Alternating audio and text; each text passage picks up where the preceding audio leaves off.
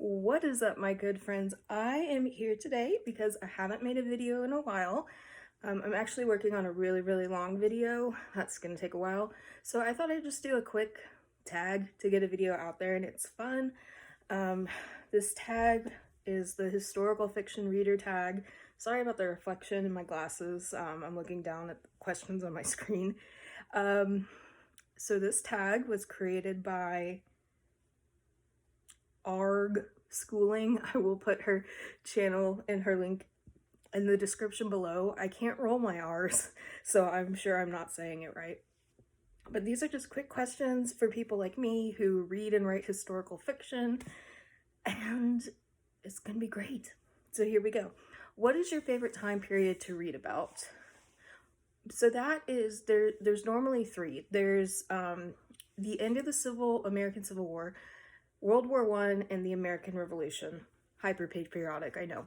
But the reason I talk about the end of the Civil War and the start of the, or the end of the American Civil War and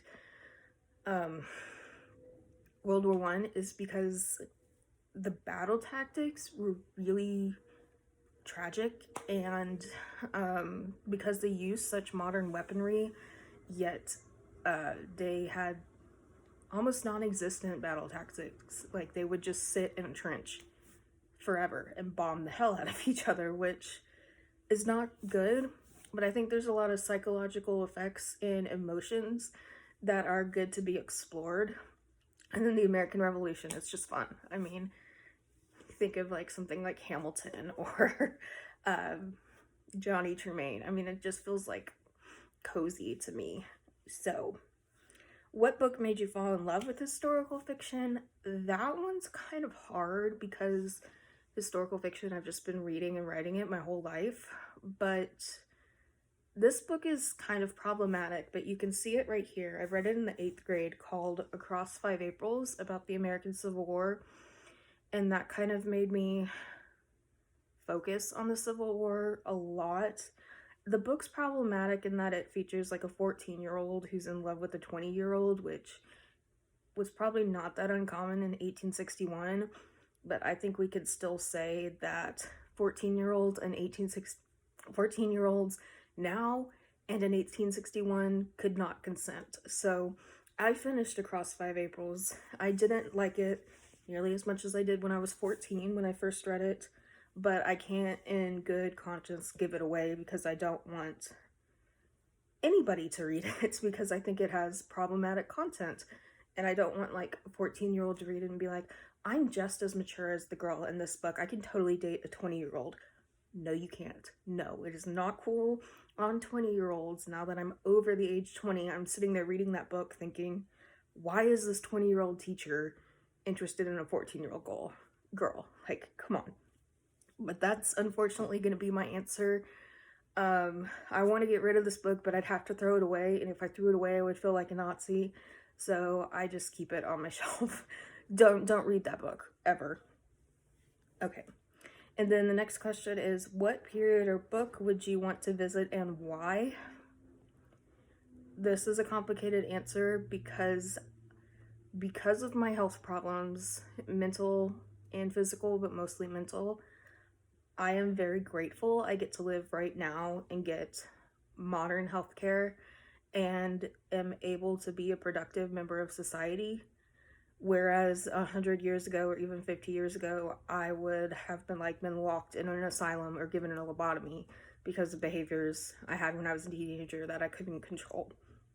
So yes, that's a little bit sad, but that's just the truth. Okay, and what historical fiction book was so gripping it sent you on a research deep dive? Probably Andersonville. That sent me into a deep dive about the prisoner of war and like the Geneva Conventions and all that, and what made us like choose how it was acceptable to treat our prisoners. Because if you look at, my guinea pigs are fighting. If you look at like pictures of the survivors of Andersonville and other prisons, Finn, Spaz, guinea pigs. But if you look at like pictures of prisoners who survived, they look like Auschwitz victims. So that's how cruel we treated, or how cruel prisoners of war and inhumanely they were treated, got me researching like Geneva Conventions and what we consider crimes against humanity. Yeah, Andersonville. My computer died. I think this next question was, do you have an auto by Histfic author? And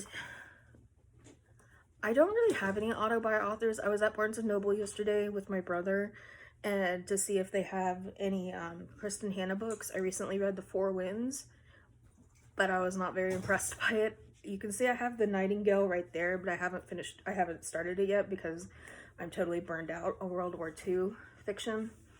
But I was looking for her yesterday, and Firefly Lane was too expensive, and it had like a movie tie-in cover, so I didn't get it. Instead I got Dune, which I'm gonna read later because of the movie. But probably Emma Donoghue. She writes Histfic and she writes modern or just like contemporary fiction, so anything she writes I'll read. She wrote Room, which is what first got me into her, and then the one that like made me a total fangirl was The Pull of the Stars. And so the next question is, what is your favorite historical fiction movie or TV show? Okay, so I come from a background of screenwriting, so this is gonna be really fun. My favorite historical fiction movie and my favorite movie of all time is 1917. That is just an incredible feat of filmmaking, and I think Sam Mendes and the actor who played the main character, Schofield was his name, Lance Corporal Schofield, did such an amazing job of, one, just like keeping you on the edge of your seat, how it was basically one continuous shot the whole time, but two, portraying the psychological effects of World War I and just how it messed with the soldiers' heads without making them look like jerks. Because I feel like a lot of people, or a lot of soldiers with PTSD, and it's not really their fault, but for people who don't understand, I feel like they can like kind of come off as mean, but it did it in 1917. And fun fact about that movie, which I'm sure not many people know, is that it takes place on April 7th, 1917, which is actually the day the United States declared war on Germany, one of those days. And I saw that in the theater. I was like, and I'm sure I was the only one who knew that because I'm a huge history nerd. But favorite historical fiction TV show, it's genre bending. I'm gonna say Outlander. I'm gonna use that one kind of as a cop out. Or there was an Australian miniseries called Gallipoli, about Gallipoli campaign that the British Empire fought in 1915, World War I. So I'm gonna go with that one. If I can think of another, Peaky Blinders I like, Last Kingdom.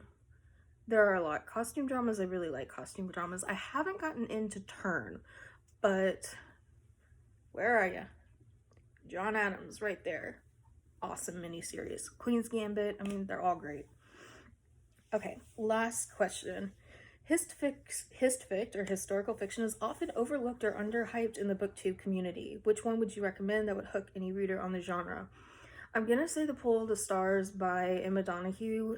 Now, the only problem with that book is that it's on a really high reading level. It's really not beginner.